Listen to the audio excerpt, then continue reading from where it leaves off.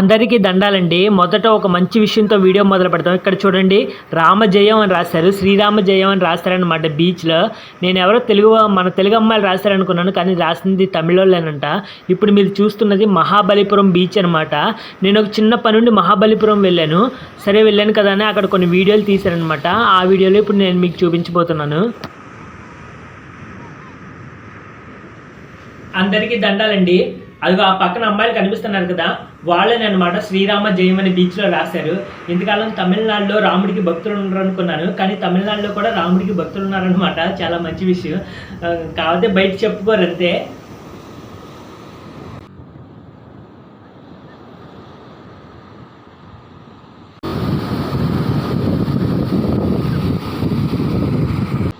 ఇప్పుడు మీరు చూస్తున్న రాళ్ళన్నీ సహజంగా ఏర్పడిన రాళ్ళు కాదంట, తీసుకొచ్చి పెట్టారంట. అంటే సముద్రపు పెద్ద పెద్ద అలలు వచ్చినప్పుడు ఆ గుడిని కాపాడడానికి గుడి వెనక భాగంలో గుడికి సముద్రానికి మధ్యలో ఈ రాళ్ళు మోసుకొచ్చి పేర్చారంట.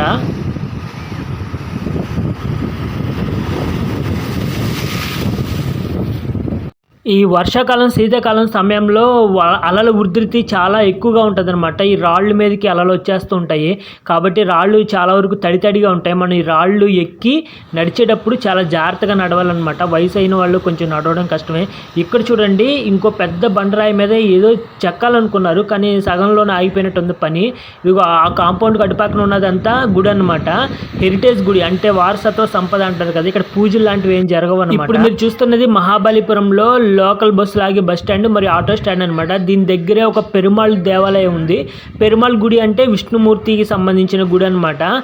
ఈ గుడి ఎప్పుడు ఓపెన్లోనే ఉంటుంది. అంటే గర్భగుడి ఉదయం సాయంత్రం మాత్రమే తెరుస్తారు, కానీ గుడి అంతా వరండా అంతా ఎప్పుడు ఓపెన్లోనే ఉంటుంది. మనం ఇక్కడికి వచ్చి సేద తీరొచ్చు అనమాట, విశ్రాంతి తీసుకోవచ్చు. ఇక్కడికి వచ్చిన వాళ్ళు చాలామంది ఇక్కడికి వచ్చి విశ్రాంతి తీసుకుంటారనమాట. ఈ గుడి వెనకాల ఒక శ్రీకృష్ణ మండపం అనే ఒక మండపం ఉంది. అంటే శ్రీకృష్ణుడిది గోవర్ధనగిరి ఎత్తాడు కదా శ్రీకృష్ణుడు, దానికి సంబంధించిన విగ్రహాలు లోపల ఒక పెద్ద బండరాయి మీద చెక్కారనమాట. మీరు గమనించవచ్చు, ఇదంతా గోవర్ధనగిరి ఎత్తి అక్కడ పశువుల్ని మనుషుల్ని కాపాడిన దృశ్యాలని చెక్కి పెట్టారనమాట. అయితే పాలిష్ చేయలేదు, శిల్పాలను అయితే చెక్కారు కానీ పాలిష్ చేయలేదు. ఇక్కడ మహాబలిపురంలో చాలా విగ్రహాలు, పురాతన విగ్రహాలన్నీ అలాగే ఉంటాయన్నమాట. చాలా బాగా చెక్కుంటాయి కానీ పాలిష్ చేసి ఉండవు. అంతా కొంచెం కొంచెం సగం సగం అప్పట్లో పని మధ్యలో అయిపోయినట్టుంది. ఆ కృష్ణ మండపం పక్కన ఇంకో మండపం ఉంటుంది అనమాట. ఇప్పుడు మీరు చూస్తున్నారు కదా ఆ మండపాన్ని. ఈ మండపం ఒక ప్రత్యేకత ఏంటంటే, ఇప్పుడు మీరు చూస్తుంది మొత్తం ఒకే బండరాయి.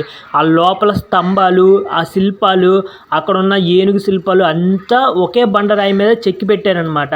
అది మీరు దగ్గరగా వచ్చి గమనిస్తే అర్థమవుతుంది. ఇప్పుడు మీరు చూస్తున్నారు కదా ఆ స్తంభాలు ఉన్నాయి చూడండి, స్తంభాల మీద రూఫ్ వేసినట్టు ఉంటుంది, కానీ స్తంభాలు విడిగా రూఫ్ విడిగా కాదు, మొత్తం అంతా ఒకే పెద్ద బండరాయి మీద చెక్కారనమాట. అది మీరు దగ్గరికి వచ్చి కనిపిస్తే తెలుస్తుంది అనమాట. ఒక గుహలాగా చెక్కారు. మరి ఎలా చెక్కారో, ఏ పరికరాలు ఉపయోగించారో ఆ రోజుల్లో, పల్లవుల కాలంలో చేసిన పని అనమాట ఇది.